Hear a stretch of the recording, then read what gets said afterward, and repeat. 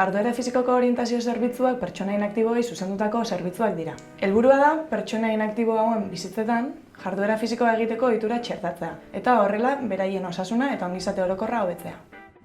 Nire helburu nagusienetariko bat da, zerbitzura etortzen diren erabiltzaileak fisikoki aktiboagoak egitea, sedentarismo maila jaistea eta bizi-ohitura osasungarriak sustatzea. Pertsonen aktiboak aktibo bihurtzea jokabide aldaketa bat eragitea da, eta horretarako ezinbestean eta nahita nahiez, herriko baliabide guztiak pertsonen eskura jarri behar ditugu erraz eta eraginkor. Orientazio zerbitzuek ikuspegi komunitario batetik jarduera fisikoa sustatzeko aukera ematen digute. Pertsona gainera zerbitzura joaten direnean hartzen ditu bere osotasunean, bere osasun determinanteak kontutan izanik eta nik uste dut hor dagoela koxka. En Legutio creemos que la actividad física es muy importante para la salud, pero no solo por la salud, sino por la sensación subjetiva de felicidad. Tenemos una oferta deportiva a la que llega un sector de la población, pero hay otra a la que no llegábamos, como pueden ser los enfermos crónicos o la gente socialmente desfavorecida. Entonces, a través de Mugitus Bizi, conseguimos llegar a esas personas. Herritar bat, bere herriko osasun zentroera gerturatzen denean, bertako profesionalek jarduera fisikoari buruz galde egiten diote.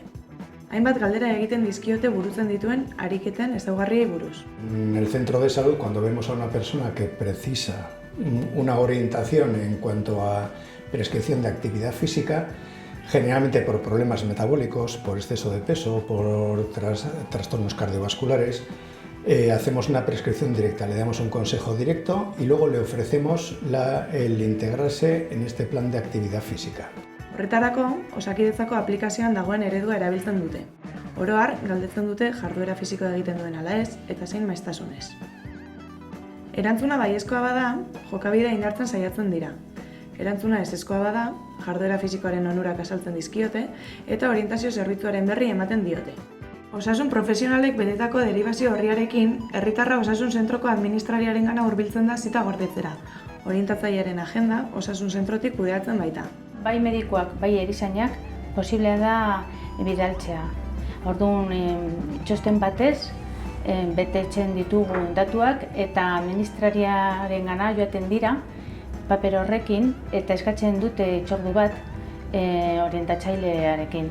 La presencia de la orientador física en el centro de salud creo que es muy positivo porque permite una relación directa y estrecha entre los sanitarios y el orientador. Y además, al dar cita directamente a los pacientes en el centro de salud, hace que estos vayan con mucha confianza a donde... Orientatzailearen bulegoa osasun zentroan bertan dago. Herritarrak jarduera fisikoa egiteko aholkularitza espezializatua jasotzen du, lan talde koordinatu baten eskutik eta osasun zentrotik atera gabe. Lehen elkarrizketan, orientatzaileak hasierako azterketa egiten dio. Jarrera aldatzeko prestutasuna, jarduera fisikoaren maila, mugatzaile sozialetara hurbilketa edota egoera fisikoaren balorazioa. Datuak erabiltzailearen jarraipena egiteko erabiltzen dira, baita ere programaren ebaluaziorako. Ondoren, orientatzaileak plan pertsonalizatua prestatzen dio, gaitasun fisikoaren osagai ezberdinekin. Ariketa aerobikoa, indarra, malgutasuna eta oreka. Esaten dugu zer egin behar den bakoitzain, zer daukazuen zuk eta oso pozik. Iraupena, maiztasuna eta intentsitatea kontuan izanik, saio ezberdinak proposatzen dizkio, beti ere bere behar, interes eta aukeren arabera. Jarduera batzuk bakarka egitekoak izango dira, etxean zein aire librean. Beste batzuk aldiz taldean egitekoak, antzeko egoeran dauden pertsonekin edo herrian lehenagotik martxan dauden taldeetan.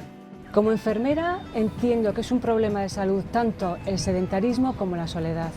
Trabajar con el ayuntamiento en programas que ayuden a las personas a salir y a comunicarse con otras es importantísimo. El beneficio es tan potente, tan impactante en la salud que creemos que todo el mundo debiera conocerlo y sobre todo los pacientes. Los beneficios sobre la inmunidad, sobre el sistema óseo, el respiratorio, el muscular, la prevención de caídas, absolutamente todo. Y en gente mayor, en esos mayores frágiles, porque evitamos caídas, que es una fuente importante de mortalidad. Orientatzaileak jarraipena egiten dio aldiro hitzordua emanez. Datu bilketarekin jarraitzen du eta feedbacka ematen dio, informazio berria eskainiz eta zalantzak argituz. Herritarra pertsona aktibo bihurtu arte, horrela egiten du 6 hilabeteetan zehar. Herritarra osasun zentrora bueltatzen denean, programari buruz galdetzen diote. etortzen dira evoluzioa jarraitzeko. Orduan emaitzak ikusten ditut. Horrezegatik dio emaitzak onak direla.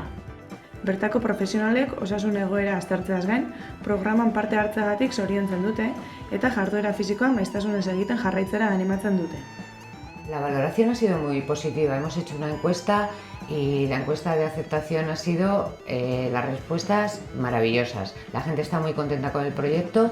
De las 54 personas que comenzaron el proyecto siguen con él 49 y ya son físicamente muy activas.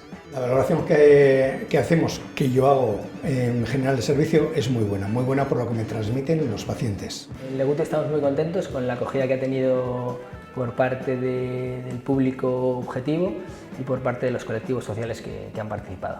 Me ha venido muy bien, aparte que soy hipertensa y necesito hacer ejercicio, y ha sido una forma de venir y sujetarme y además salir encantada.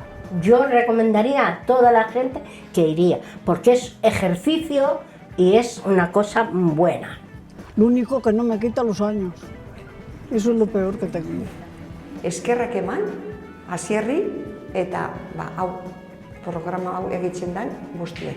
Eskerrik asko. Lo ideal sería que este programa se mantuviera en el tiempo y, si es posible, que se extendiera.